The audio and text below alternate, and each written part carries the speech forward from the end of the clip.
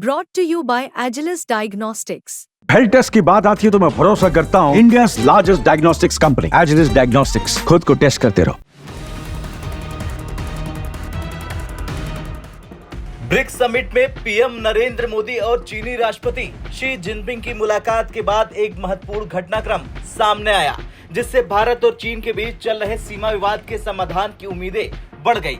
इस द्विपक्षीय बैठक का उद्देश्य दो शक्तिशाली देशों के बीच पूर्वी लद्दाख में वास्तविक नियंत्रण रेखा यानी एलएसी पर चल रहे तनाव को कम करना था और इसके परिणाम स्वरूप दोनों देशों के सैनिकों की वापसी पर सहमति जताई गई। लेकिन अब इसे लेकर चीन ने अपनी चुप्पी तोड़ दी और दे दिया है बड़ा बयान। जी हां, आप तस्वीरों में देख रहे हैं चीनी विदेश मंत्रालय के प्रवक्ता लिन जियांग को, जिन्होंने कहा कि सीमा क्षेत्र से संबंधित मुद्दों पर चीन और भारत के बीच हाल ही में हुए समझौते के तहत दोनों देशों की सेनाएं अपने अपने जवानों की वापसी में जुटे हुए हैं और ये प्रक्रिया सुचारू रूप से चल रही है। लिन जियांग के अनुसार दोनों देशों की सेनाएं अपने अपने जवानों को पीछे हटा रही हैं और अस्थायी ढांचों को नष्ट करने का कार्य किया जा रहा है। तो ये था चीन का बयान, लेकिन ये फैसला 23 अक्टूबर को रूस के कजान में हुए ब्रिक्स सम्मेलन के दौरान पीएम मोदी और शी जिनपिंग की बातचीत में लिया गया। इस समझौते के तहत चीन और भारत ने पूर्वी लद्दाख में टकराव वाले दो प्रमुख क्षेत्रों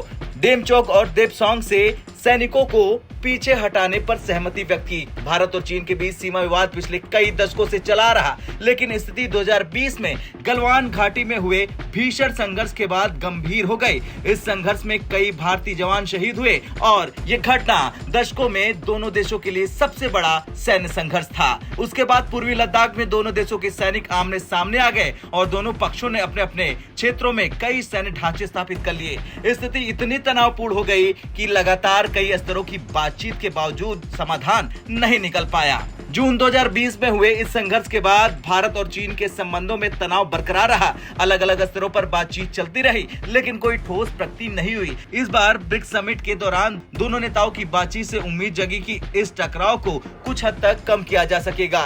रूस के कजान में हुए इस ब्रिक्स समिट में पीएम मोदी और राष्ट्रपति जिनपिंग के बीच हुई बातचीत ने सीमा विवाद को लेकर एक नई दिशा दी। दोनों देशों के बीच डेमचोक और देपसोंग से सैनिकों की वापसी पर समझौता हुआ। इसके बाद भारत ने 21 अक्टूबर को इसकी घोषणा की और बीजिंग ने एक दिन बाद इस समझौते की पुष्टि कर दी। ये समझौता भारत चीन संबंधों में एक नई शुरुआत का संकेत हो सकता है। हाल के वर्षों में दोनों देशों के बीच आर्थिक, सैन्य और कूटनीतिक मोर्चों पर तनाव रहा। गलवान घटना के बाद भारत ने चीन के खिलाफ कई कड़े कदम उठाए, जिसमें चीनी ऐप पर प्रतिबंध और कई चीनी कंपनियों के निवेश पर रोक शामिल है।